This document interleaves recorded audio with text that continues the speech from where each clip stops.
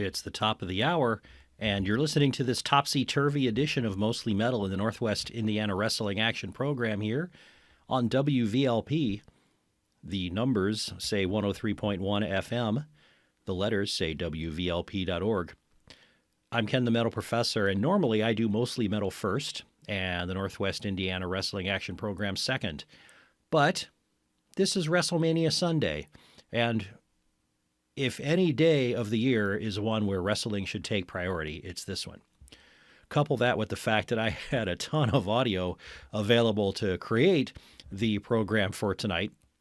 It's actually the wrestling portion that's going to go longer than an hour, and so I've reversed them.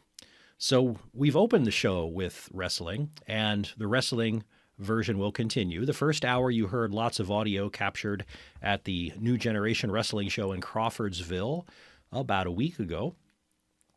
And now you're going to hear an interview I did over the phone with Jason Maples, because he and I both would not be available to be live in the studio tonight.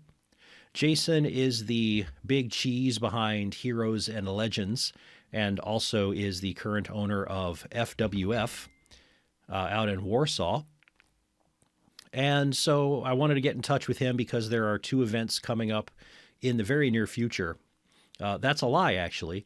There were two events coming up in the very near future when I spoke to him a few days ago. One of those events has already happened. You'll hear us talking about it during the interview. The next event is still yet to come, and that is Heroes and Legends 10. That will be on April 21st in Fort Wayne. So listen to this interview for information about what that is and why you might want to go. With me now on the line is Jason Maples. How are you doing tonight, Jason? I am doing pretty fantastic. I hope you're doing well. I am doing well. Before we get started here, is sort of a, I'm supposed to do a station ID, but just so you know, let me tell you, who you're talking to at the moment in case it's a mystery. So, you are talking on WVLP. We are a nonprofit community radio station in Valparaiso, and our signal goes out, with the mighty power of like 5 watts or something.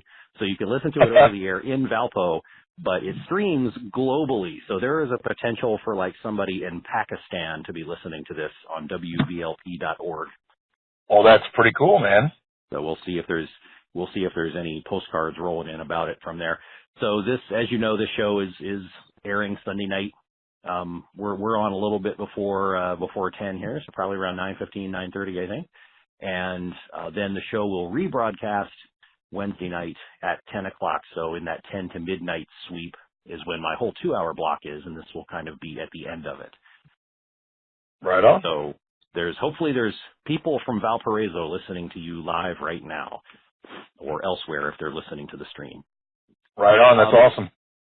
So the reason I wanted to get you here is because I talk a lot on a week-to-week or every other week basis about the goings-on in the northern and northwest and also sometimes northeast Indiana wrestling scene. And you've got your hand in two different pots of soup right now. So I saw most recently the FWF show Crossfire at Warsaw, and you're involved with them, and then also your Heroes and Legends thing. So I want you to be able to talk about both of those things and tell people everything you want them to know about them.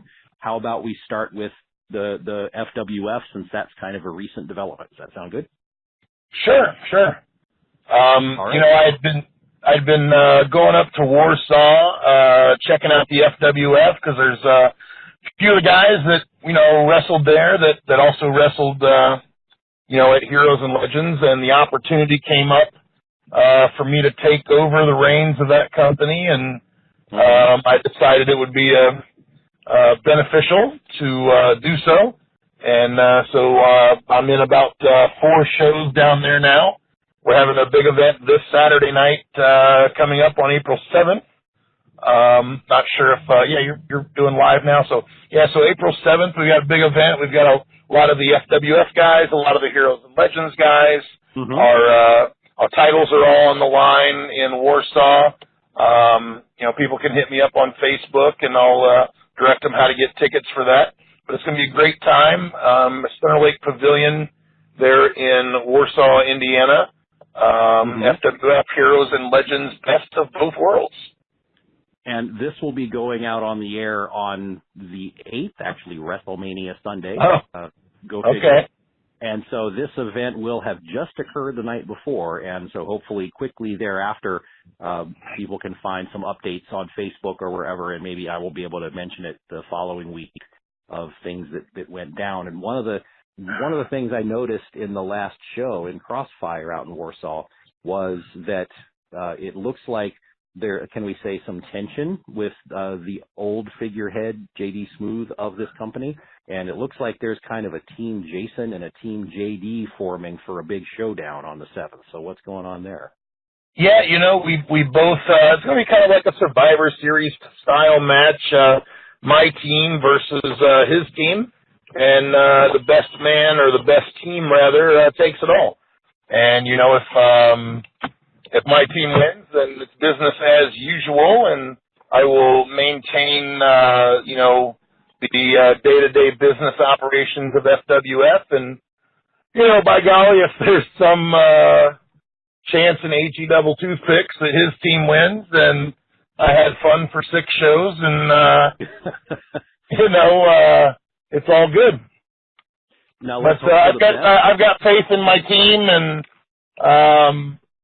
I don't know how he did it, but he managed to pull a couple of Hero and Legends guys to come over to his side, but, let the chips fall where they may, and it's all good, and business is business, and friendships are friendships, and sometimes we don't mix.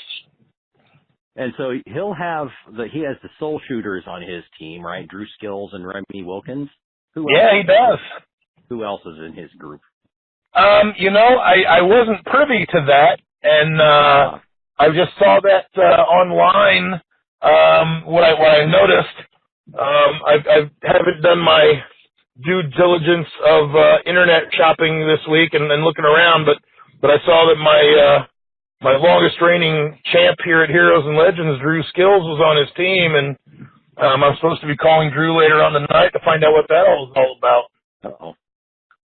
And then you have, it looks like you've got some good firepower on your team from Crossfire, at least in the sense of who came running out to kind of back you up at the end of that show. I remember Anthony Toatelli was out there.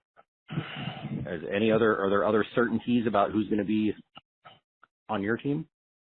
Anthony Toatelli for sure is, longtime Heroes and Legends guy. He's definitely someone that I needed to have in my corner. The Midwest Monsters, also they've worked for me before, and also they do fantastic there in Warsaw.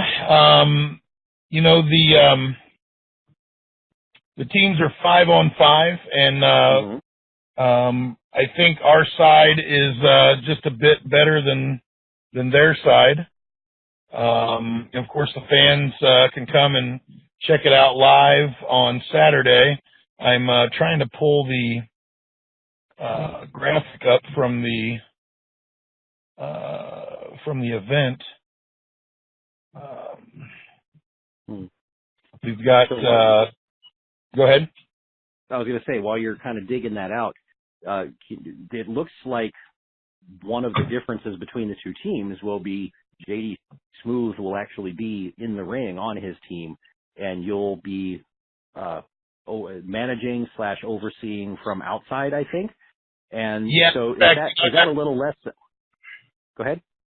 No, I was just going to say, unfortunately, I suffered a injury, and I'm working on a torn meniscus, and if you were there, you saw I've got that hardware that I'm walking with, the cane. That's not just to be stylish. That's actually I need that to get around. Or believe you me, I would be in the ring myself. Also I got Celtic Nightmare on my side, and Cosmo. I believe the only surprise I really got after I found out his team, man, was that he had Drew Skills over there. Kind of shocked me. But again, I'll figure out later on tonight what's going on with that when I talk to Drew. Oh, good luck. And is it a little less satisfying than it might be otherwise that you may not get a chance to actually get your hands on JD Smooth if the occasion warrants? Yeah, I mean, you never say never. I mean, I'll be pretty close, and I talk softly and I carry a big stick, so we'll see what happens. Literally. Yeah. All right. Well, we'll hope for the best with that, and I will do my best to provide the listeners an update down the road, or you're always welcome to come back and provide some updates on your own. But let's talk about then kind of what looks like to me, having come into this scene about 2 or 3 years ago, when it was Heroes and Legends. I think Steven was the first one I was aware of. This thing looks like it's been your baby from the get-go. Is that right? Yeah, you know, in 1994, I started up EWF down in Marion, Indiana. You know, we ran every Saturday night for just a little bit over 13 years.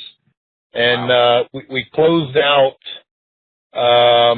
EWF in December of 2012. That was our last EWF event, and Drew Skills was actually our heavyweight champion at the very last EWF show. And then we kind of just did a switcheroo. We took the EWF belt away from him and handed him the Heroes and Legends belt. So, you know, he became our inaugural Heroes and Legends champion that way. You know, some of the guys claimed it wasn't fair that it was just handed to him, but, you know, it's kind of like when a company does a rebranding, if there's nothing wrong with the figurehead at the top of the company, then you don't change it. You know, it wasn't broke, and so we didn't change it, and Drew stayed on as the captain of the ship, so to speak. Mm-hmm. And, you know, he's still the longest reigning champion. It was him, and then at Heroes and Legends 2, Tatanka took it from him for about 30 seconds before the match was, the decision was overruled, and so Drew got it back. And then he held it again until Ryback took it. And then, just recently Congo Kong took it. Mm-hmm. But yeah, I mean, so this is number 10, you know, Heroes and Legends 10 here in Fort Wayne. We've got our permanent home at the Allen County War Memorial Coliseum. We just keep trying to do things a little bit bigger, a little bit better than the last one. That's all anyone ever really, you know, can do is try to be better than they were yesterday. Sure. And you kind of have a different design with this, because this is not a run every other month kind of event. This is a big annual thing with a fan fest. You mentioned Tatanka and Ryback and Congo Kong. So you bring in a lot of people that are big names. So, oh yeah, Ric Flair, Bret Hart, Ted DiBiase, Hall and Nash, X-Pac. I mean, we've had just about everybody here. I mean, we actually do it twice a year, usually in the spring and then in the late fall. Okay. I just find that's you know, when I did the shows every week for 13 plus years, the fans get a little, I don't say bored, but I mean it's you know, you can run something a little too much, and so not that the guys that still run every, you know, week, or the guys that run every few weeks or every month or twice a month, whatever. That's not that that's wrong. It just wasn't right for me, and so, you know, we dropped it to twice a year, and it's been a pretty good thing for us. And so, having gone through so many cycles of this, from number 1 to number 10, you know, and I don't know if you have run the same venue that was at the War Memorial Coliseum. I don't know how many out of the 10 have you run there now? This will be number 5. Okay. So just as you look back from number 1 to number 10, I'm sure that, like everything else, there's a learning process going on. So is there something you can look back on and that was going on with like number 1 or number 2, and now you just kind of pat your forehead and say, "Oh man, what was I thinking?" What have you learned by doing this, I guess, is my question. You know, not to run shows in an ice rink.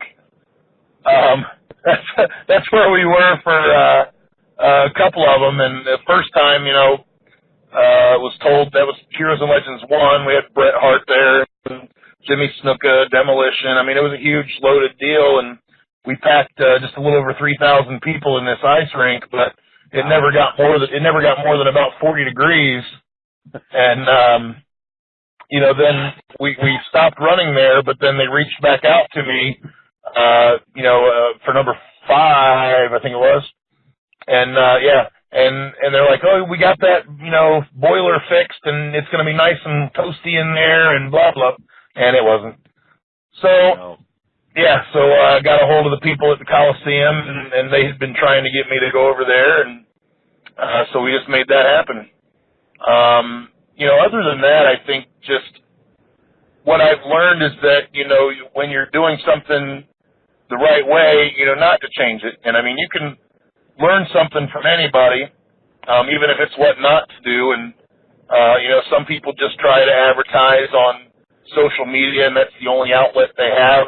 So I've learned that's definitely not a way to do it. I mean, I'm still old school. In fact, I'm driving right now with my street team, and we're doing flyers still. We've been on it all day today from about 9 a.m., and we're, hitting other counties and other cities and hanging up posters, and, we got 45,000, little box topper type deals that are going on pizza boxes, and, so, I mean, we still do it the old school way, pound the pavement and advertise that way, and radio and TV, and, so that's what I've learned, is that the old school way still works, and you can't just rely on social media and the internet to draw a crowd in. Sure. And can you talk a little bit about the structure of the day, because this isn't just a evening time 7 to 10 sort of thing, because you have the Fan Fest during the afternoon. So what's the time frame, and what can people expect out of that? So, doors open up at 12 o'clock. And from 12 until 6, you're going to be able to mingle and walk around and go up to each wrestler's table and chat with them about the old times, the new times, get autographs, get photo ops. We got vendors that have everything from action figures to board games to quiche artwork with we've got Artist Alley, where we've got some comic book artists and wrestling artists and sculptor, and we've got face painting and a clown guy that does balloon animals. I mean, we got a little bit of everything. We've got businesses that are coming in and, telling people about their businesses here locally and nationally. We've got a little bit of a worship service going on. We've got Reverend Slick coming in, so we had to go a little gospel-y. He may or may not, preach a little bit in the pulpit, so to speak, but we're going to have some wrestling church. We've got music, we've got a DJ, we've got just a lot of things going on. Fun for the entire family, 2 to 102. And older, I suppose, if you still like wrestling and you're getting down, then come on out. And that's one thing I was picking up on when you were listing things, especially like the balloon guy, that it does sound like that you are deliberately putting something in there that will be appealing to just about every age group that there is. If you ever go to any of my events, you'll notice that at the end of every single event I've ever done, I stand at the exitway and wait for people to leave, and I try to shake as many hands as possible and tell them thank you. Because quite honestly, there are a plethora of things that you could spend your entertainment dollar on, and yet these fans choose to come out to Heroes and Legends. And I don't want them to just come and have a good time and go home. I want them to know that we appreciate them and that I thank them when they come out. Likewise, we try to keep it very family friendly, so that, there has yet to be, and I don't ever want there to be, an oh my gosh moment where a parent feels like they have to cover their child's eyes because of something going on the show.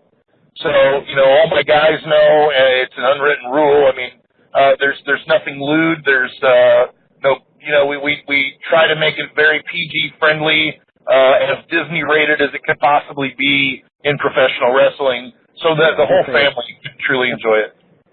as much as a bunch of people running around whacking each other in the skull with chairs can be family friendly. Yeah, right? You know, Yeah. that's why I say it, as close to Disney as it can be.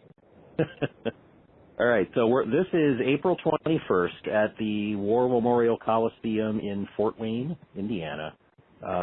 So after this airs, folks will have a couple of weeks to decide to make the trip. Is there any last thing that you want to say to people who might be on the fence about coming out there for the Fan Fest or the main show or both? Yeah, sure. Let me just run down a list real quick. We've got 6 WWE Hall of Famers.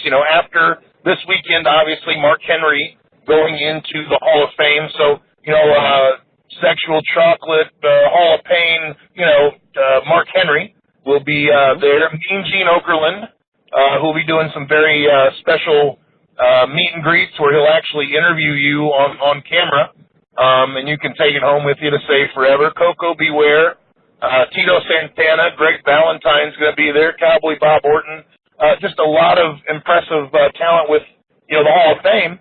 We also got the Native American Tatanka, James Ellsworth, Marty Jannetty, Reverend Slick, One Man Gang. It really is a who's who. And then we've got, current Impact stars, Sami Callihan, OVE, of course our heavyweight champion, Kongo Kong, Sugar Dunkerton, all of our, title holders, Heather Owens and Team Legendary. All the titles are on the line. It's just going to be a great event. And, even if I wasn't running it, as much of a fan as I am, I would still go to the show. And so I hope people will check us out online, heroesandlegendswrestling.com. Check us out on Facebook, Heroes and Legends Professional Wrestling, and on Twitter, Heroes and Legends. And it's no D on the and. It's just Heroes, A-N, Legends on Twitter. Okay. And you anticipated my final question, which is how can people keep up on the details? And so that was well done. Yeah. It's not my first rodeo. I believe it. I definitely believe it. So best of luck with that. Something is Thank beeping. you. I don't know if it's on your end or if it's my phone telling me that my recording space is about to run out or something. I'm not sure. Right on. It sounds like we've done our job in terms of letting people know what's happening and having them look forward to Heroes and Legends 10, April 21st in Fort Wayne. And unfortunately, this will go out too late for people to go catch the next FWF show, but there will be another one, I'm sure, at least 2 to 4 weeks after this one coming up. Yeah, for sure. I want to thank you so very much for having me on, and I hope you have a great weekend. And if you're going to FWF this weekend, I will see you there. Okay. Thank you very much, Jason. All right now. Okay. Bye-bye. Bye-bye. This concludes the hour and 20-minute edition of the Northwest Indiana Wrestling Action Program. Ladies and gentlemen, on this WrestleMania Sunday, we have set a record for the longest NWIWRAP in the history of the show, which is only like 45 or 46 episodes. But still, it's a thing, and we're approaching 50, so we should be excited about stuff like that. I flip-flopped the Mostly Metal and NWIWRAP because I knew NWIWRAP would take so long, and also because it's WrestleMania Sunday, and dang it, wrestling should go first because of that. But the rest of your hour belongs to heavy metal. It's my job to give you some, and I'm going to not talk. I'm just going to play. So for the next 40 minutes, other than 1 or 2 station IDs, it's just a solid wall of heavy metal coming at you until the top of the hour. Thanks for listening to WVLP and Mostly Metal and the Northwest Indiana Wrestling Action Program.